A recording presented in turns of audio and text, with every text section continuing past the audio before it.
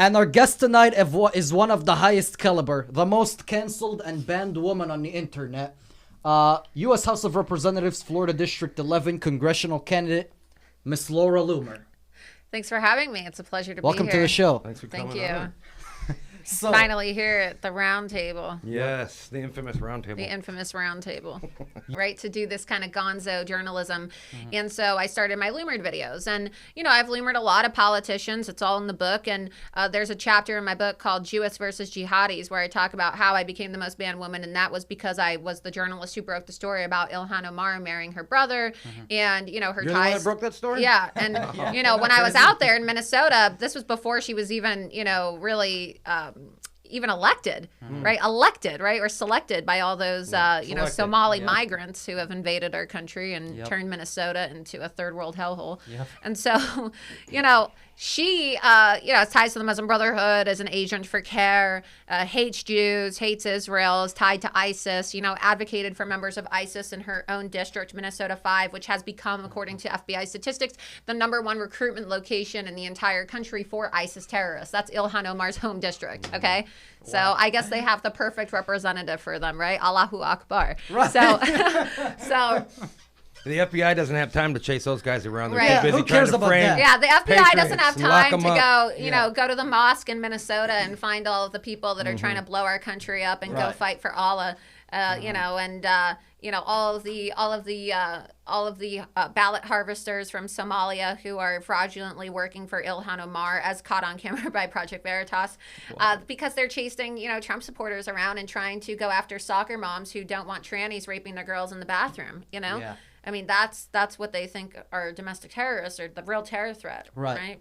That's who they target as domestic terrorists when they have people building bombs in mosques in Minnesota. Right. Yeah. And Exactly. we have legit And terrorists so- walking across the open borders right now. Right. And so because of my exposés, you know, CARE really came after me hard. The Council on American Islamic Relations, which of course has financed Ilhan Omar, endorsed her, the Muslim Brotherhood in America, and they lobbied big tech to ban me. And so the Wall Street Journal reported in 2019 that CARE privately lobbied the big tech social media companies to ban me.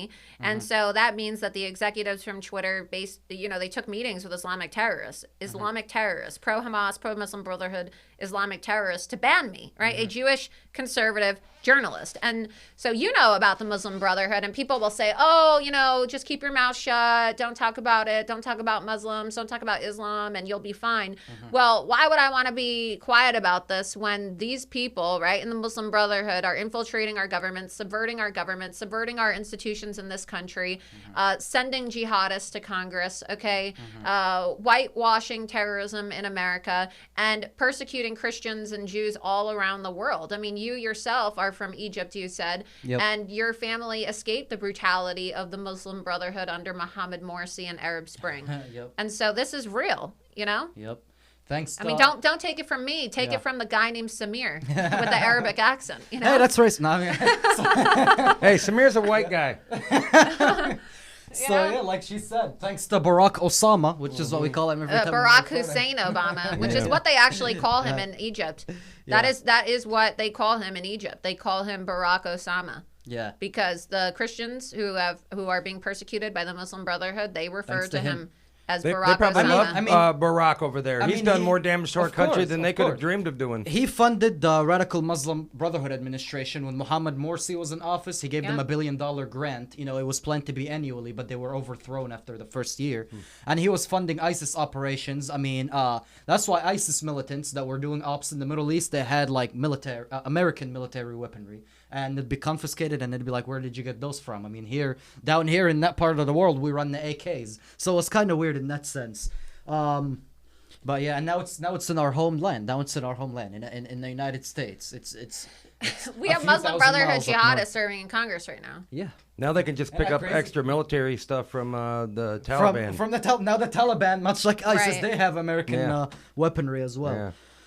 But yeah, he even Barack Osama, he sent an ambassador out there to have a private meeting with the Mubarak administration before Mubarak resigned, and the country went to hell.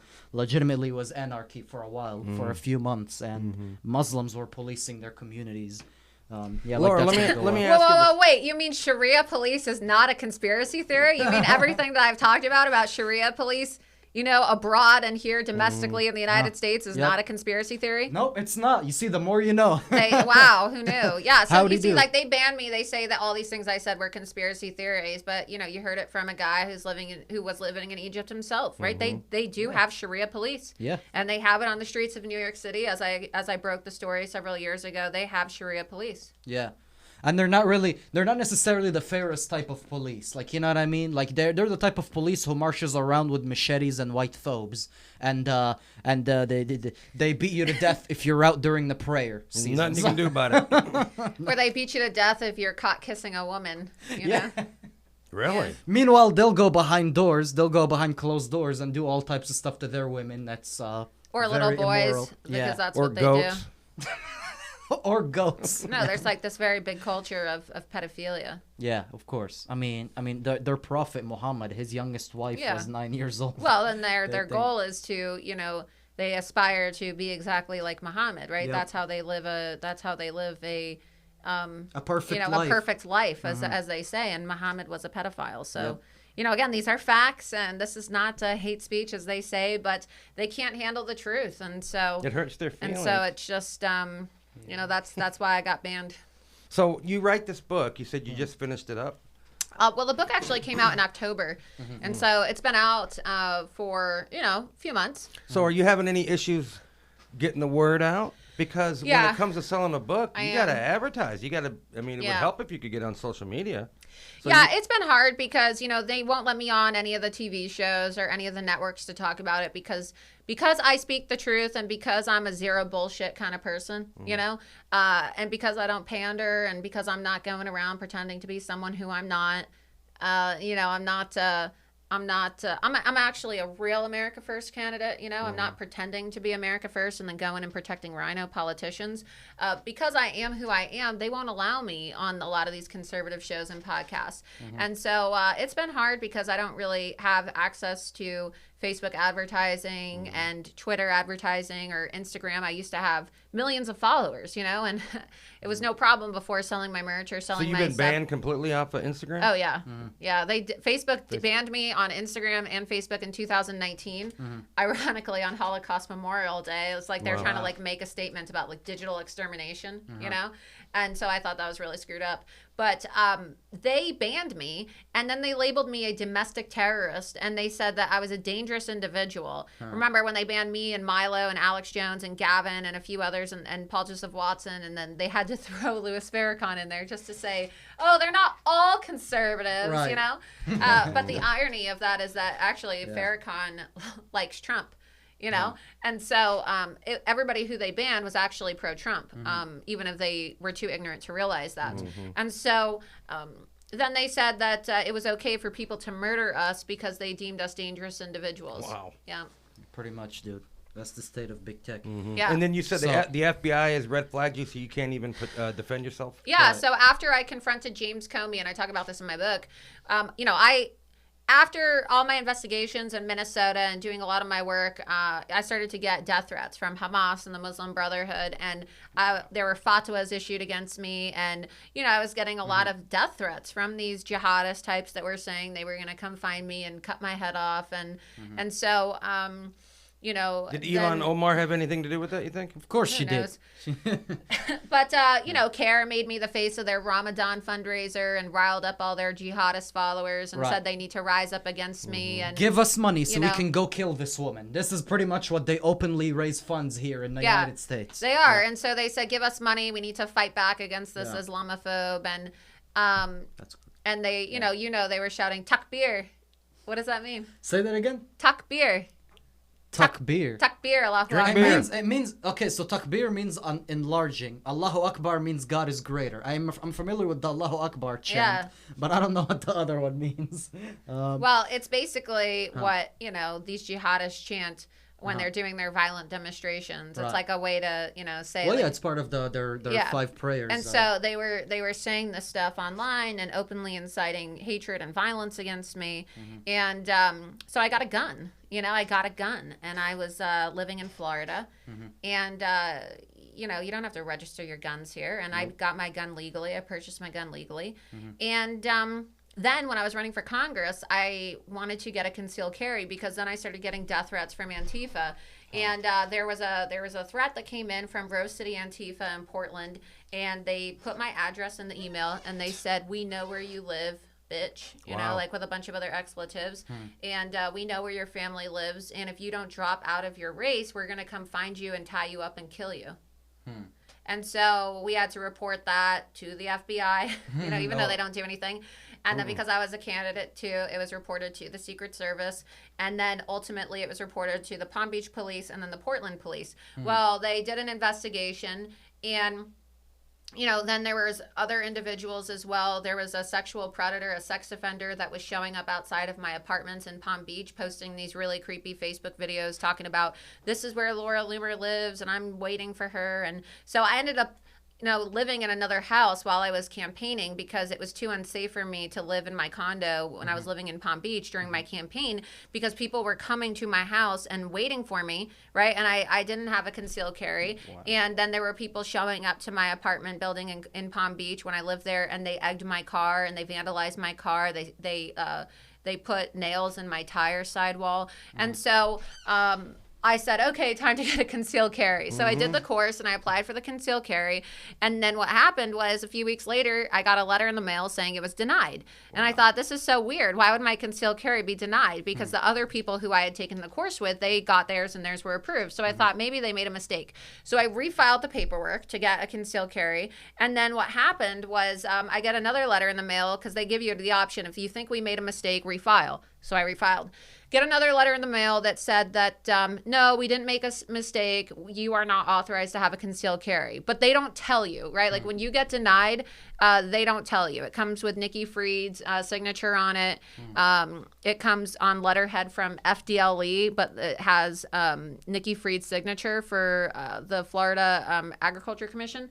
And then it also has like the governor's name too. It has the administration's information. And it comes on official letterhead. They don't have to give you a reason. No, they don't have to give you a reason. So then they say, if you're interested in learning more, you can fill out this paperwork. So I had to go fill out paperwork and, find out why they wouldn't give me a concealed carry, because they're not, I guess, allowed to tell you. So I filled out a piece of paper, and then a couple weeks later, I got another letter in the mail that said, oh, we've processed your request, and as to why you were denied a concealed carry, we can't tell you everything, and then they give a code, and the code said that I was denied because people who are in the NICS database cannot have concealed carries. And then when I looked up what it meant to be in the NICS database, it said that you're federally prohibited from owning or possessing a firearm. So, yeah, obviously they're not going to be able to give you a concealed carry because, just because you apply for a concealed carry doesn't mean you're going to get it. It doesn't mean that you're banned from having a gun, because there's lots of people who own guns, but they don't have concealed carries. If you get banned from having a concealed carry, it doesn't mean that you can't own a gun. It just means you can't carry, right? But they banned me from having a concealed carry because I guess my name is in this database called NICS, National Instant Criminal Background System, that says that I'm federally prohibited from owning or possessing a firearm. Do you have a criminal record? Nobody ever told me about this. Nobody ever notified me. So I had a gun, I had a gun legally, and nobody ever told me that I was federally prohibited. And so I don't have a felony. There's 3 reasons why you could be, denied concealed carry? Not concealed carry. Why you could be banned from having a firearm, right? Where they strip your gun rights. But all of them require you to have a court hearing. Okay, all of them require you. You can't just strip someone of their gun rights without having a court hearing. But they did it to you. So you have to either have a felony, right? You have to have a domestic violence charge on your record, or you have to have a court hearing where a judge says, okay, well, I'm basically ruling today. A judge has to do this. A judge has to say that you are mentally insane. Or mentally incompetent and can't have a gun. Wow. And so that obviously didn't happen. I mean, people can do background checks and see for themselves. I have friends in law enforcement, and even had it checked, with the law enforcement here in the state of Florida too. And I don't have a criminal record. Are you fighting this at all? Well, so it gets even crazier. So what happened after this is I had to get rid of my gun, obviously, because I thought, oh my God, holy shit, they're trying to set me up. Like the government is clearly targeting me. So you still can't have a gun in No. your house? I can't even possess or own a firearm. Wow. But nobody told me. Think about this. Yeah. I only found out because I was curious as to why my concealed carry was denied. If Probably I would've, because they wanted to catch you with one and then exactly. put So let me for it. tell you. So if I wasn't curious and I just accepted, okay, well, I can't have a concealed carry. If I would have just said, okay, well, at least I could still have a gun, right? I would have gone about my business, and then the feds could have knocked on my door and raided my home because I'm a Project Veritas journalist, or because I'm a conservative, I'm a Trump supporter, just like they did. Several of my friends were sent to prison after January 6th. Several of my friends had their homes raided. James O'Keefe and several of my former colleagues at Veritas had their homes raided. And so I was thinking, oh my God, this was their plan all along. And so then, James O'Keefe, of course, a year prior had a similar situation where he was not able to buy a gun, and he found out that he was put in this FBI database too. And he was able to sue, but during the Trump administration, and he was able to get his gun rights restored. Well, we're in an opposition government right now, so there's no accountability for the FBI. And so I had a lawyer look into this, of course, and they did a request, and they contacted the FBI, and they refused to comply. The FBI literally refused to comply with my lawyers and said, no, we're not sending the records. And so they will not give me a reason. The Supreme Court's telling him the illegals have to remain in Mexico. They will not give me a reason. Yeah. They will not give me a reason. But I did find out that I was put in this database directly after I confronted James Comey. So think about that. They put me in this database, but I was still able to get a gun legally in Florida, like after I had already left. So they were trying to entrap me. And this then prompted Paul Gosar, congressman from Arizona, to write, who's endorsed me, by the way. I'm proud to have Congressman Paul Gosar's endorsement for my congressional race against Do Nothing Dan Webster. He's a close friend of mine, Congressman Paul Gosar, and we've been friends for many years. Is he the one that's got a Democrat brother that's in the... No, he's the one the dentist from Arizona whose family members did that campaign ad against him because they're liberals. But he wrote a letter to the Attorney General and the Director of the FBI asking them why I was in this database and how many more Americans were in this database and why they were trying to entrap me. They said, you can pull up the letter and see for yourself. He was like, why are you trying to entrap Laura Loomer? Were you guys trying to entrap her when you didn't notify her about being on this list, which is a total violation of due process, by the way? I mean, that is entrapment. And we do know what we've seen, that our federal government and the FBI will entrap people. They entrapped General Flynn, they entrapped Roger Stone, and they have entrapped, thousands of Americans. Who knows how many people? Who knows how many? Yeah. But yeah, I can't even own a gun. Wow. It's unbelievable. And so, again, I don't need to be told by, members of Congress who are voting for red flag laws that I'm not America first and I'm not a winning candidate. So do you worry that the government is going to find another way to try to get you?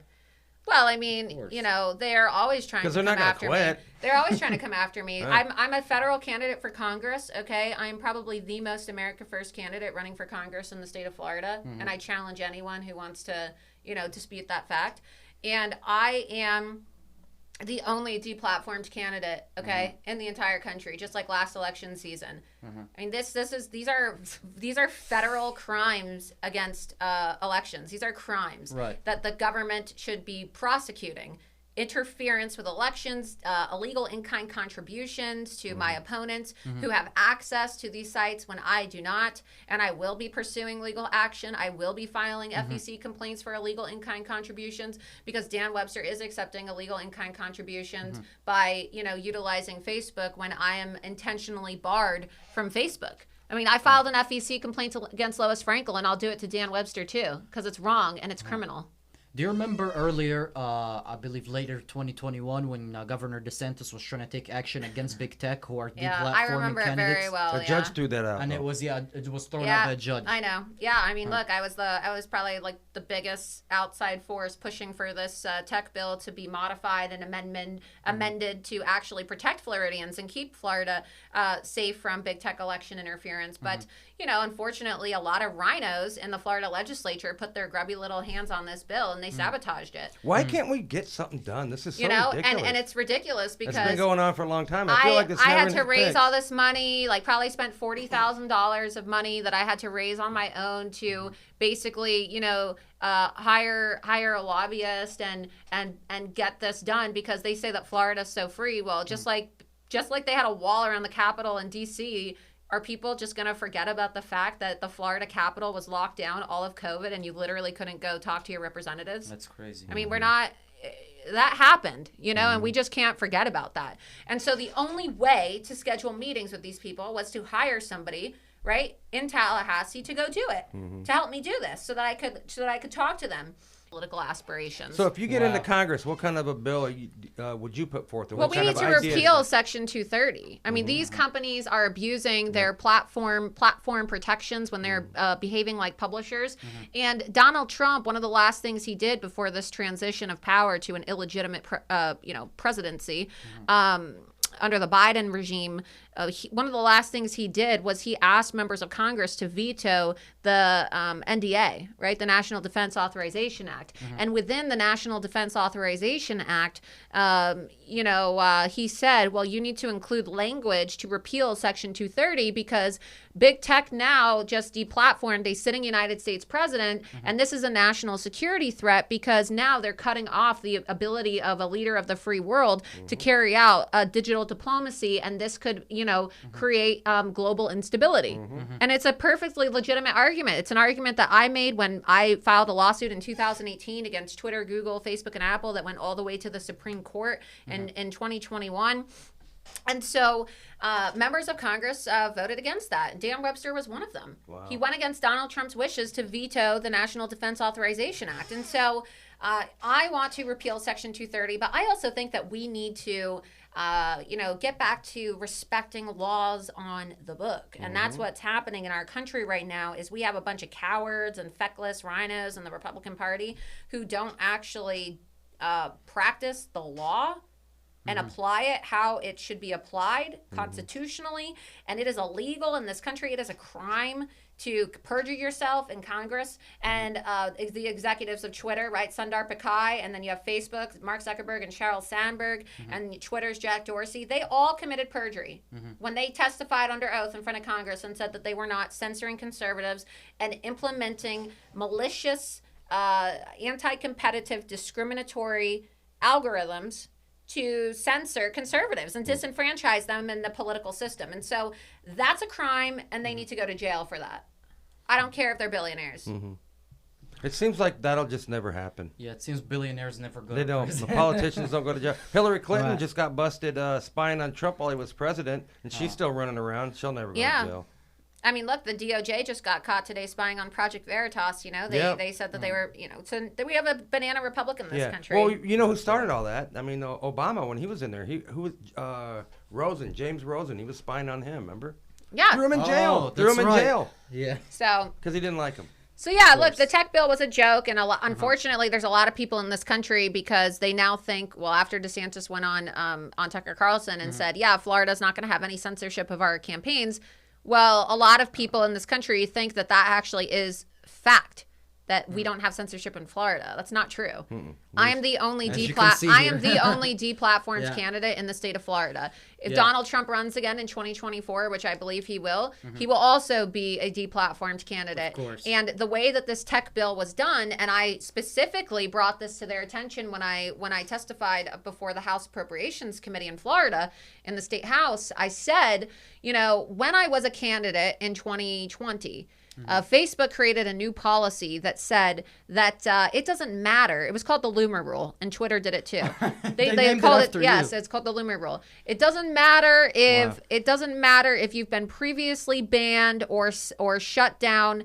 If you are running for office, if you are an elected official, or you win your race, we will not be giving you account access. So they wanted to, even though our campaign finance laws, view campaigns as having free speech of their own, and political donation, for example, is considered an act of free speech. It's considered an act of political speech in this country, and that was established, of course, by Citizens United. And there's already precedent that has been established by this, right?